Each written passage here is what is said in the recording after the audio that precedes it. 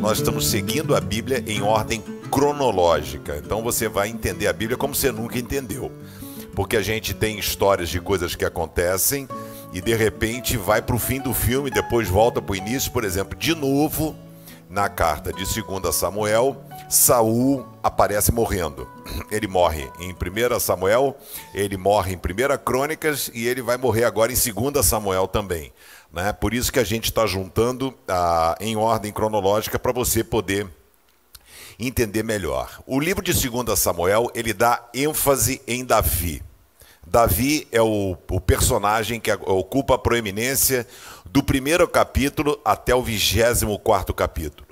Vai falar sobre Davi, vai mostrar a morte de Saul, aonde Saul se suicida, se joga em cima de sua espada. Nesse texto diz que o rapaz ajuda a matar a Saul, e porque ele ia cair na mão dos filisteus. Davi então mata o rapaz, porque é um absurdo ele, de alguma forma, participar da morte de um ungido do Senhor. E aí vem a história de Davi, as suas batalhas nos Amonitas, as Amalequitas, os Moabitas. E o que acontece? Davi, ele reinava tão somente sobre Judá. Então Davi era natural de Judá, Saul era natural de Benjamim.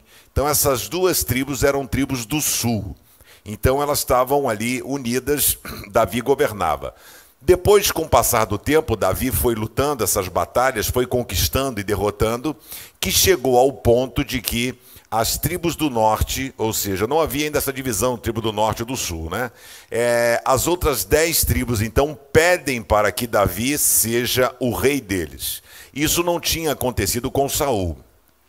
Então, no livro de 2 Samuel, surge e nasce o Estado de Israel. O Estado de Israel só nasce agora aqui em 2 Samuel, onde há a unificação das 12 tribos sobre um único reinado, que era o reinado de Davi. Então, as coisas vão acontecendo, Davi vai seguindo o rumo dele, vai falando sobre as vitórias, sobre as conquistas, os desafios. Ele ganha dos filisteus, os filisteus não o aborrecem. Ele ganha dos sírios, até que chega no capítulo 12. A partir do capítulo 11, vai mostrar a questão de Davi com Betseba, a queda de Davi. A Bíblia é muito legal porque a Bíblia não é uma história de sucesso de pessoas bem-sucedidas. A Bíblia é um relato de pessoas como nós, que cometem erros como nós. Então, Davi, a Bíblia cita, se você leu, dá para perceber nas entrelinhas, de que todos os homens de Israel estavam na batalha. O lugar de Davi não era em casa. Ele devia estar na batalha com seus soldados. Mas Davi ficou. E como Davi ficou, ele então do seu palácio, que é hoje a cidadela de Davi, ele então tem a visão de Betseba tomando banho.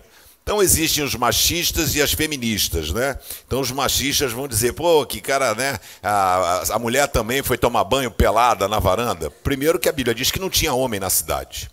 Segundo, não tinha água aquecida. Imagina um clima como hoje, você ter que tomar um banho de caneca, Então eles deixavam a água no sol para esquentar e às vezes no final da tarde tomavam banho. Ele manda então emissários buscar Betseba, ele bateu o olho, gostou dela, ele era rei, não tinha como dizer não, ela veio. Ele teve relação sexual com ela casada. Urias, o heteu, depois é citado lá atrás do livro, fazia parte dos 30 valentes que Davi tinha, entre os seus melhores lutadores. Ele então tem a relação sexual com ela e, como sempre acontece, ela engravida. Engravida com o marido na guerra. E aí ficou numa situação, uma saia justa. Como é que resolve essa situação? Davi então maquina o mal, Ele pega e fala, bom, vamos trazer o marido para cá, para que ele possa ter relação com a sua esposa, e ele vai achar que o filho é dele. Então ele traz Urias, o heteu, ele vem para cá, Davi chega, e aí, como é que tá a batalha? Aquela conversa mole, não era o objetivo dele saber isso. E ele pega e fala, bom, já aproveita que você está aí, aproveita, descansa, vai para casa, sua esposa está aí, mas existe uma coisa chamada caráter. E Urias era um cara de caráter.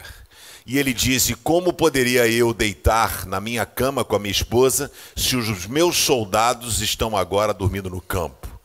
E ele foi e dormiu na porta da casa dele. Ele não entrou para dormir com a esposa dele, né? É porque a esposa dele não era brasileira, nem carioca, senão o pau tinha quebrado, né? O palhaço vai ficar aí, não sei o que e tal. Mas aí ele não foi. E aí Davi falou, cara, o plano não rolou. Então o que eu vou fazer? Vou dar um goró para ele. E aí ele pegou e deu um vinhozinho. Pegou e deu um vinho para ver se ele tomava aquele vinho. Se de alguma forma ele ficava mais animado, da mesma forma ele não foi dormir, dormiu na porta da casa. E aí Davi falou, cara, não tem jeito. Ele então escreve uma carta dizendo para colocar Urias na frente de batalha para que ele fosse morto, literalmente morto. Os primeiros eram aqueles que morriam. E aí Joabe recebe, diz, bota ele na frente de batalha. Ele coloca e Urias então morre. Ele recebe a carta de que Urias morreu e ele então pega e assume a esposa e assume o bebê, traz eles para morar com ele, achando que a vida segue sem problema nenhum. Aí a gente encontra no capítulo 12, ali Natã, surge o profeta, e aí faz uma história muito interessante, porque ele começa a fazer uma consulta a Davi. Fala, tem um cara que tem uma única ovelha, tem um outro cara que é rico, tem inúmeras ovelhas. Então uma pessoa veio visitar esse cara rico. E quando veio visitar esse cara rico, ele, em vez de pegar uma de suas ovelhas, ele foi pegar aquela única ovelha que tinha, ali aquela ovelha daquele cara pobre, pegou aquela ovelha e matou para oferecer o banquete para os seus amigos. Davi disse, me diga o nome desse cara, porque essa pessoa não merece viver. Esse cara tem que ser morto. Aí o profeta disse, esse cara é você, Davi. Você tem as suas mulheres e as suas concubinas, e você foi pegar a mulher de Urias, o heteu. E aí o que acontece? Todo pecado gera consequência. E aí falou, porque você usou a espada, você assassinou o cara, a espada não se apartará da sua casa e diz também da sua descendência. Foi embora. E se você pegar a história dos reis que passaram por Judá, tiveram várias coisas. E aí ele então pega e o livro de 2 Samuel também relata a questão que acontece dentro da casa de Davi, né? O seu filho Amon tinha uma paixão enorme pela sua meia-irmã. Ela era irmã de Absalão, irmã direta, irmã por parte de pai de uma menina chamada Tamar. Ele bateu o olho e falou, cara, ela é linda, estou apaixonado, estou louco, perdido, estou morrendo por ela. E aí a Bíblia diz que ele tinha um amigo que era muito esperto. Cara do mal, sempre a gente tem esses pilantras que cercam a gente, né? E aí ele chega e diz assim, olha, faz o seguinte, fala pro teu pai Davi que você está passando mal. E pede para que ela venha preparar uma sopa para você, preparar um pãozinho, uma coisa assim. E assim Amon fez. A menina veio, quando foi servir a sopa para ele, que mulher naquela época era extremamente educada, ela fazia as coisas para o seu marido, sopa, levava... Hoje em dia que vocês querem igualdade, está virando uma bagunça isso aí, né? Mas naquela época era uma maravilha, a mulher sabia o lugar dela, fazer sopinha, pãozinho, servir o marido, massagem no pé, não reclamar de nada, não usar cartão de crédito, era uma benção. Aí o troço foi avacalhando no curso da história, né? Mas é brincadeira, gente, né? Porque tem mulher que já olha de cara feia, né? Então, o que acontece? Ele pega, então, a menina vai e ele força ela para ter uma relação, ele estupra a irmã. Literalmente, ela era virgem e aí perdeu a virgindade e ela falou assim, eu não posso ser oferecida em casamento porque ninguém vai me aceitar. Aí ela pede, então case comigo para que eu não seja envergonhada. Mas a Bíblia diz que ele teve nojo dela. Sabe, amor e ódio? Ele acabou, teve o que ele queria, não conseguia mais olhar para a cara dela. Não consigo olhar para você, me dá nojo. Tira ela daqui. Tira dali, Absalão sabe, vai maquinar o mal, não tem pressa. Ele espera passar um tempo, pede ao pai, diz que vai dar uma festa na casa dele para vir. Ele dá uma ordem aos empregados, os empregados vão e matam Amon. E aí começa uma sucessão de desgraça na vida da família de Davi. Absalão foge e depois ele vai perseguir o pai dele. A gente vai encontrar isso em outros livros, né? Mas o livro de 2 Samuel, ele vai falar de Davi como rei de Judá, do capítulo 1 ao capítulo 4. A partir do capítulo 5, ele vai falar como Davi, rei de Israel e rei de Judá. Do capítulo 5 ao 10 ele vai falar sobre os primeiros anos, como é que isso aconteceu. No capítulo 11 até o 12 vai falar de Davi e Betseba. No capítulo 12 até o 20 vai falar dos problemas e dificuldades de Davi. Você vê só que do 12 ao 20 é só falando dos problemas, né? E os últimos anos no caso de Davi. Davi já está envelhecendo. E aí a gente aprende de fato aquilo que Deus deseja realizar na nossa vida. E a gente aprende na leitura de 2 Samuel que Deus está pronto para te ajudar. Você crê nisso? Diga amém. Mas poucas pessoas estão prontas para receber. Deus está pronto para ajudar. O plano dele é de paz, o plano dele é de ajuda, ele quer pegar você, segurar na sua mão, colocar você de pé, mas muitas vezes nós não queremos, as pessoas se auto-boicotam, eu não tenho o direito de ser feliz, não é isso que tem. E a gente tem a sensação de abandono, que é uma coisa que o diabo planta às vezes na pessoa, né? Que você está sozinho, que você está isolado, né? Achando que não tem ninguém nos ajudando. Mas para quem tem Jesus, isso é uma inverdade, porque nós temos a presença do Senhor na nossa vida. É um Deus que se faz presente, é o que a gente mais encontra no livro de 2 Samuel. É a presença de Deus na nossa vida, nos momentos às vezes mais inusitados.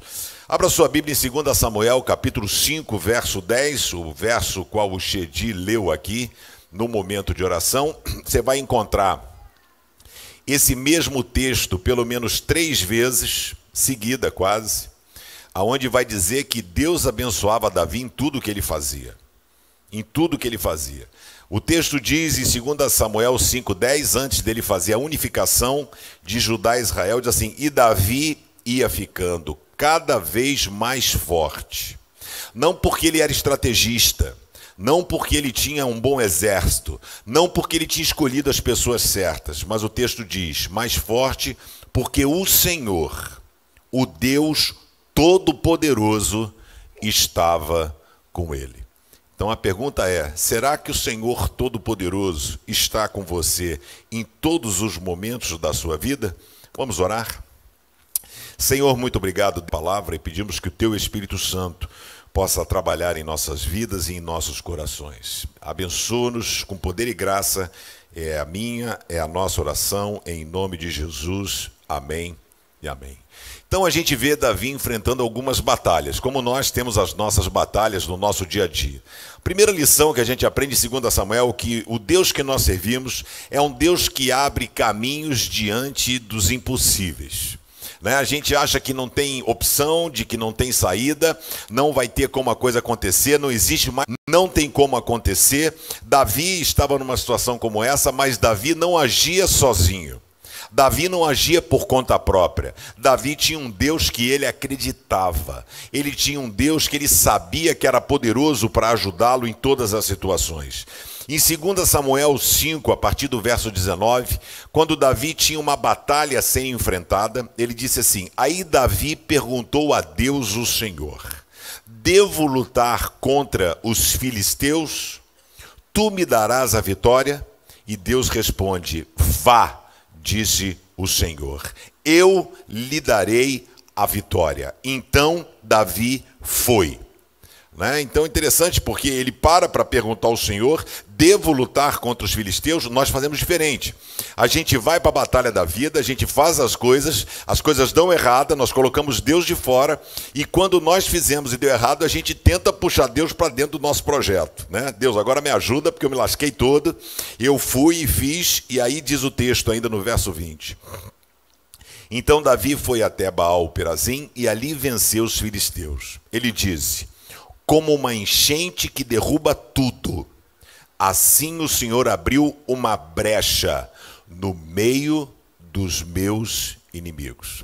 Sabe, a gente precisa acreditar que o nosso Deus é um Deus que abre porta, é um Deus que derruba tudo aquilo que esteja à nossa frente, atrapalhando a nossa comunhão com Ele. Saul falhou, Saul fracassou porque Saul se afastou dos propósitos de Deus. Davi não consultava mais a Deus o que deveria fazer. Saul não tinha preocupação de consultar a Deus e muito menos de obedecê-lo, E Davi já era diferente. Davi pergunta para Deus: Senhor, eu devo ir lutar com os filisteus? Sabe o que é lindo? Que se Deus falasse não, Davi não iria. Então a gente precisa aprender a obedecer mais à voz de Deus. Entender que Deus é o Deus que abre, como diz o texto, uma brecha no meio dos inimigos. Aprenda que Deus não perde o controle sobre nenhum tipo de situação. Nós perdemos o controle. A gente não sabe o que fazer. Nós não temos saída. Deus tem. Vocês se lembram que eu comentei, não sei se foi no culto de quarta, que eu falei da menina Sologamia, uma menina que casou com ela própria. né? Teve uma menina no Nordeste que casou com ela mesma, não é essa menina, aqui do Recreio dos Bandeirantes, que se suicidou. Então, o casamento estava pago, o noivo, um dia antes do casamento, desistiu do casamento, falou, não vou casar. A festa estava paga e ela então, para mostrar para o noivo que estava bem, casou com ela própria. Sologamia. Ela já estava em depressão antes do casamento, a depressão aprofundou ao ponto dela tirar a própria vida. E aí o noivo tá malzaço, né? Porque aí nas redes sociais o pessoal fica logo se metendo, você é um assassino, olha o que você fez. Apesar de que, eu falo, é noivo, é o momento de você pensar se deve casar ou não, né? Então, de alguma forma, ele fez, na minha visão, o que é certo, antes do que case e depois ter aquele trabalho todo para separar. Então, aprenda que Deus não perde o controle sobre nenhuma situação. Ele sempre está à frente, ele sempre escolhe o melhor caminho. Os seus planos sempre são os melhores planos para a nossa vida. Agora eu pergunto, você crê que Deus tem o controle de sua vida? Você crê que a sua vida está sob controle, na mão dele? Se você tem essa certeza, diga amém. Sabe, a gente precisa ter essa certeza. Hoje o professor de dança da Marisa, né, o André, falou assim, cara, a Marisa está mais... Ela está mais firme, ela está mais equilibrada, ela está mais, né? Então, quer dizer, e fiquei muito feliz com a percepção dele, que está dançando com a minha mulher. Entenda que eu sou um cara sério, que não é qualquer um que dança com a minha mulher, não, viu, palhaço? Brincadeira, né? Então o cara pega a minha mulher, dança, fica dançando com a minha mulher. Mas eu tô brincando. Mas ele, então, percebeu essa questão dessa mobilidade, da questão de um pouco mais de firmeza no equilíbrio, né? E tudo isso é feito sempre com muito esforço. Deus não dá nada pra gente de mão beijada. Mas a gente precisa ter a certeza de que a nossa vida está no controle dele, né? E eu pergunto, você tem confiado nele sempre, em todos os momentos? Cara, a gente tem que confiar no Senhor. A gente tem que confiar no Senhor o tempo todo de saber que Deus está no controle das coisas. Davi tinha essa convicção, por isso ele derrotou Golias, por isso ele derrotou os filisteus. Você está sozinho nas batalhas da vida ou está bem acompanhado? Segundo lugar, a gente aprende que Deus, além de não nos deixar sozinho, ele vai à frente na batalha, né? Isso é muito bonito, porque Davi teve uma batalha, Deus disse vá. E diz a Bíblia que Deus abriu uma brecha, Deus abriu um caminho. Num outro momento, Davi tinha uma outra batalha. E aí diz o texto em 2 Samuel 5:23. Mais uma vez, Davi consultou o Senhor. E ele respondeu, não os ataque daqui. Olha como é que Deus faz, hein? Na outra vez ele disse, vá, pode ir, vai que eu vou resolver. Pode ir, estou contigo. Davi foi. Agora ele disse assim, não os ataque daqui. Dê a volta e vá até as amoreiras e ataque por trás. Quando você ouvir o barulho de marcha por cima das amoreiras, por cima das árvores, fique pronto para atacar, porque isso quer dizer que eu estou indo na sua frente para derrotar o exército dos filisteus. Gente, que Deus maravilhoso, hein? Ele chega e fala, ó, você vai, mas peraí. Por que Deus faz isso? Porque ele quer ver até onde vai a nossa obediência. Ele fala para Davi, Davi, olha, você vai, mas não vai atacar direto. Agora eu não vou abrir a brecha. Você vai atacar por trás, vai por trás das amoreiras. Quando você perceber e ouvir o barulho por cima, já pensou, devia ser anjo, carruagem de fogo, devia ser uma coisa louca, né? Passando, quando você ouvir o barulho por cima das amoreiras, sou eu que estou indo à frente para derrotar o exército dos filisteus. E Davi, diz o texto, fez o que o Senhor havia mandado e obrigou os filisteus a recuarem. Interessante a forma de Deus agir, né? Na primeira vez Deus fala, vai com tudo, que eu vou abrir o caminho. Agora Deus fala, pare um pouquinho, espere, eu vou à frente, eu vou lutar essa batalha por você. Aprendemos que Deus nunca pode ser colocado de lado na nossa vida. Em momento nenhum nós podemos dizer, não Deus, só um minutinho que agora eu vou resolver essa situação. Davi poderia ter ido sem consultar Deus, como Saul fez várias vezes, né? Mas Deus poderia não estar presente e abençoar a vida de Davi como fez. Deus, ele é um estrategista. E a sua forma de agir, ela é variável. Deus não tem um jeito de agir com você como vai agir com você. É diferente. Deus é criativo. Deus não age de uma forma, Deus não é um robô teleguiado. Ele é Deus, criador dos céus e da terra. Ele abre uma brecha, ele vai à frente. Às vezes ele manda você sozinho. Então nós temos que entender que a sintonia com Deus vai fazer eu entender o que ele deseja que eu faça, né? Ele fala, espere. Por isso que a gente aprende, pare, escute e haja. Pare para ouvir a voz de Deus. Se não tiver claro, não vá.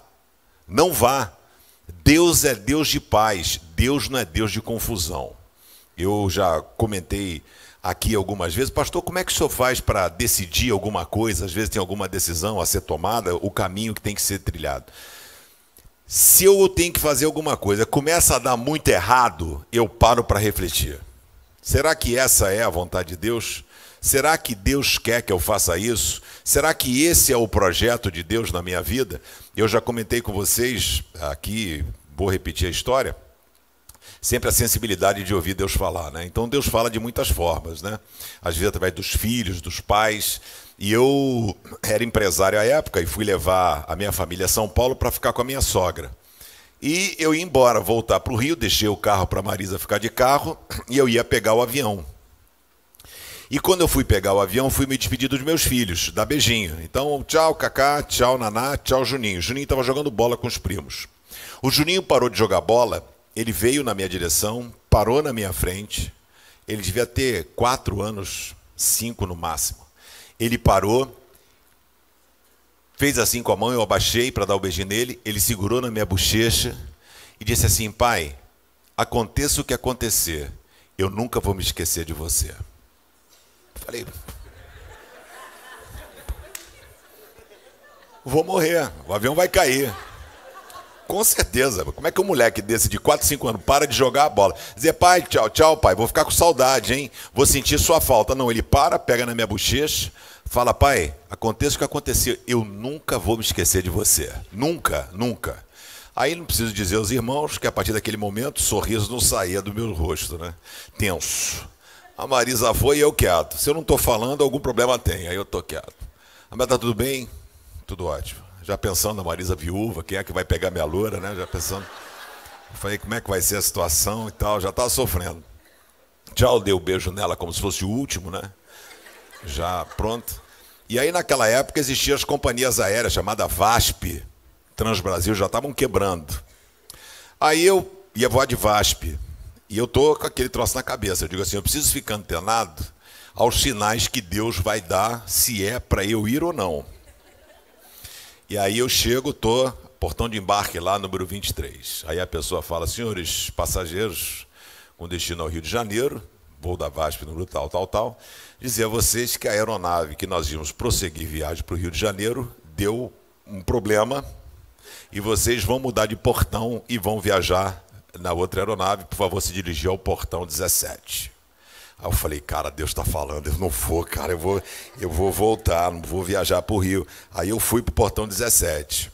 E aí chego no portão 17, aí fala assim, senhores passageiros para o voo para o Rio de Janeiro, não sei o quê, papai, informamos aos senhores que a aeronave foi consertada. Então que retornem ao portão 23. Falei, cara, não é possível. Falei, cara, o Juninho pegou na minha bochecha. Aí muda o portão a primeira vez. Muda porque o cara conserta um avião que devia estar todo lascado. O cara conserta. Aí diz que vai viajar. E aí os caras abrem. Pá! Abre o negócio. Aí eu paro, todo mundo entrando e eu aqui, ó. E eu falei, cara, não vou entrar nesse avião. Aí sabe o que eu já me vi? Eu me vi dando entrevista no RJTV, Jornal Nacional. Aqui, nós estamos aqui direto com o senhor aqui, querido, o nome dele constava na lista de passageiro, mas ele não entrou. Por que o senhor não entrou? Não entrei porque meu filho pegou na minha bochecha, ele falou para mim. Eu já estava assim, é impressionante como é que a mente vai longe, né? Eu já estava assim, não vou dar entrevista para o Jornal Nacional, por quê? Porque o meu nome vai estar lá, minha família vai achar que eu morri, vai para o aeroporto. Aí eu vou ligar para ele dizer assim, gente, o avião caiu, mas eu não estava dentro, né? Já pensando isso tudo. Aí fiquei aqui na porta do avião, todo mundo entrando, nego empurrando, passa por aqui, né? Empurra aqui, eu tô parado, né? Vocês, bicho é doido. Aí eu pensei bem, eu falei, cara, minha vida está nas mãos de Deus, né? Aí eu cheguei e falei, bom, aquela palavra do Senhor Jesus na cruz, né? Senhor, nas tuas mãos entrego o meu espírito, né? E aí entrei no avião, sentei no avião, não pedi nada, água, coisa, nem nada. Eu fiquei aqui, o Senhor é meu pastor, nada me faltará, nada, nada, nada, nada. Aí cantava, segura na mão de Deus, segura. E aí cheguei, graças a Deus, o avião não caiu, estou aqui até hoje, né? Então o Juninho pegou, mas isso é só para você entender o perigo como é a gente às vezes, né? Como o coração é enganoso, né? Eu fiquei na maior dúvida. Vou, não vou, não é, vai cair, não vai cair. Por que o Juninho falou? Será que Deus está falando? Então a gente tem que ter muito cuidado. Porque se a gente não tiver em sintonia com o Senhor, nós vamos trilhar os piores caminhos.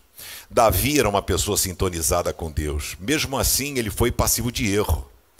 Mas existe uma coisa entre você obedecer e confiar em Deus. Eu pergunto, a sua confiança está nas mãos de quem? Você confia plenamente nas mãos de Deus? Terceiro e último lugar. Aprenda que Deus quer ajudar, mas às vezes somos nós que não ajudamos. Deus está sempre pronto a ajudar, mas somos nós que não ajudamos.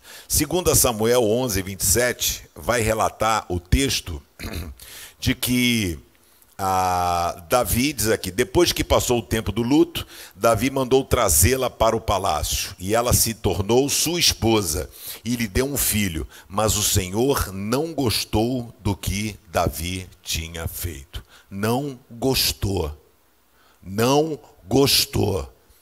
E porque não gostou, Davi teve que pagar o preço do seu pecado. Ele esperou passar o luto de Betseba e depois ele a trouxe para morar com ele. E ela estava grávida. E aí Deus falou, esse filho não vai nascer. E foi isso que aconteceu. Mas nosso Deus é um Deus gracioso. Porque dessa mesma mulher que Davi adulterou, que levou esse filho, Davi orou para que Deus não levasse, mas levou. Da mesma mulher, nasce um menino chamado Salomão. E Deus escolhe Salomão para ser o sucessor do rei Davi. Porque o nosso Deus é um Deus gracioso, é um Deus de recomeço. E cuidado, porque geralmente o sucesso antecede a queda. Por isso que a Bíblia diz, cuidado você que pensa que está de pé, para que não caia. O texto que nós lemos no início, 5:10, e Davi ia ficando cada vez mais forte, porque o Senhor, o Todo-Poderoso, estava com ele. 2 Samuel 8:14. O Senhor Deus fez com que Davi fosse vitorioso em todos os lugares aonde ia. Quando ele fala com Natan, Natan fala, pode fazer, porque o Senhor tem abençoado você em tudo que você tem feito. Davi estava achando que ele era o cara. Ele achou que ele podia viver a vida fazendo o que quisesse. Porque o Deus é o Deus que vai abrir brecha, é o Deus que vai à frente por cima das amoreiras, é o Deus que faz ele vencer o gigante Golias, é o Deus que vai resolver todos os problemas dele. Deus não funciona assim. Às vezes um pequeno ato, uma pequena besteira, teve um desenrolar enorme de fatos. A interpretação de pecado não é sua, mas é de Deus. Eu tenho falado que essa geração de cristão hoje tem dificuldade em falar eu pequei. O que eu fiz é pecado. O termo que as pessoas usam é eu errei, eu vacilei. Não, é pecado o nome. É pecado. O nome disso é pecado. Sabe, e o pecado ele é uma desgraça. Porque ele traz uma severa consequência sobre as nossas vidas. E eu quero sugerir a você, seja prudente, seja cuidadoso, pense, reflita, não haja por impulso, entende que você tem um Deus pronto para te ajudar, um Deus que vai à frente, um Deus que vai com você, um Deus que abre brecha. Por que você vai tentar viver a vida correndo riscos desnecessários? Deus pesou a mão sobre o pecado de Davi, né? E aí Deus trouxe consequência a ele, a sua família, os seus filhos. Foi um desencadear de coisas. Parecia que não havia mais jeito para a família de Davi. Mas o nosso Deus é um Deus que restaura, reconstrói, é um Deus que recomeça. E do mesmo ventre, da onde saiu aquele filho, que Deus não permitiu que vivesse, saiu aquele que iria suceder ascendente de Jesus Cristo, o rei Salomão. Sabe, Deus queria mostrar que Ele era um Deus gracioso, que Ele é um Deus perdoador, um Deus generoso, pronto a perdoar quem reconhece que de fato precisa de ajuda. Eu queria orar por você. Queria convidar você a fechar os seus olhos, a baixar a sua cabeça. Eu quero dizer que Deus é generoso e Ele está pronto a perdoar você. Ele está pronto a ajudar você. Talvez você precise que uma brecha se abra. Talvez você está precisando que o Senhor vá à frente na batalha, mas você precisa experimentar a maravilhosa graça de Jesus.